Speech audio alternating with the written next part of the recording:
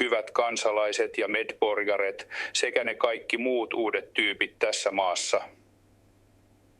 Ensi vuosi 2024 on väistämättä rajojen ylittämisen vuosi. Samalla tuo vuosi tulee olemaan ihmiskunnan historian tärkein ja dramaattisin. Uhat ihmiskunnalle ovat valtavat, ne joilla on ymmärrystä tietävät mitä ne ovat.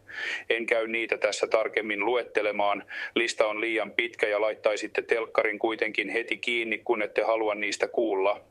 Ongelmista suurin on kuitenkin toisten kuuntelemattomuus ja luottamuksen puute, ne rajat itse.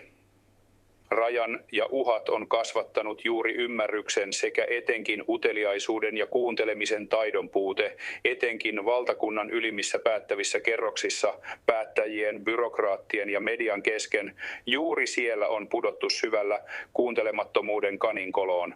Siellä ei nähdä muuta kuin oman kolon seinät, omat projektit, PowerPointit, tutkimukset ja ylhäältä jaetut ehdotukset sekä suunnitelmat. Ne tapetoivat kaninkolon seinät kuin salaliittoteoreetikon vuosia kasvaneet tutkimukset maailmasta, mutta päättäjien kaninkolossa tutkimus on kohdistunut todellisiin salaliittoihin, virtuaaliseen ja visioituun epätodelliseen maailmaan. Ja sitä maailmaa he yrittävät yhä uudestaan soveltaa todellisuuteen, vaikka väkisin vieläpä todellisuutta salaliittoteorioiksi väittäen. Kritiikkiä ja puhetta aidosta todellisuudesta he eivät halua kuulla, jopa uskovat sen olevan minkä milloinkin ulkoisen ja keksityn vihollisen puhetta, ja usein heikoinkin keittiöpsykologi näkee, miten niitä omia puutteita toisiin peilataan. Kenties he uskovatkin visioihinsa hieman kuin joskus Hitler bunkkerissaan, ken tietää. Mutta nyt näitä pikkuhitlereitä on paljon, heistä on muodostunut kuin oma kansanluokkansa. He ovat kouluttautuneet, oppineet rakenteensa ja ohjelmansa sekä ovat rakentaneet visioistaan digitaalis-virtuaalisen linnan, josta he ovat sulkeneet portit ja näin vetäytyneet täysin irti todellisesta maailmasta omaan vastuuvapaaseen rajattuun onnellaansa.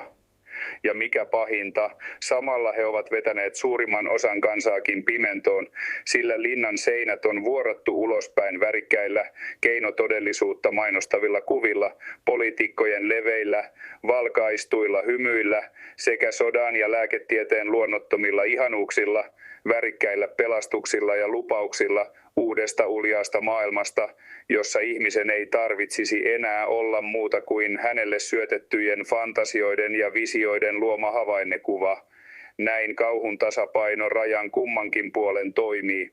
Linnassa ei välitetä mistään ja linnan muurin ulkopuolella halutaan uskoa, että linnassa välitettäisiin, ja kaikki haluavat hiljentää ne harvat ja rohkeat, jotka osoittavat todellisia ongelmia sormellaan ja haluavat ne ratkaistavan, ja kas sepä se tässä ongelma onkin. Ratkaiseminen olisi kullekin liian suuri muutos juuri huomiselle mukavalle elämälle. Ratkaisut ja ongelmat olisivat yhteisiä, mutta ajan henki on, että mun elämä on just mun. Ja mä oon enempi asiantuntija kuin sä, että näillä eväillä kansalaiset kohti ensi vuotta. Rajaa ja linnan muuria on murrettava, kivi ja sana kerrallaan. Ja muistettava, että ongelmia ei luonnostaan ole, ne ovat kaikki ihmisen itse ja itselleen keksimiä ja ongelmista.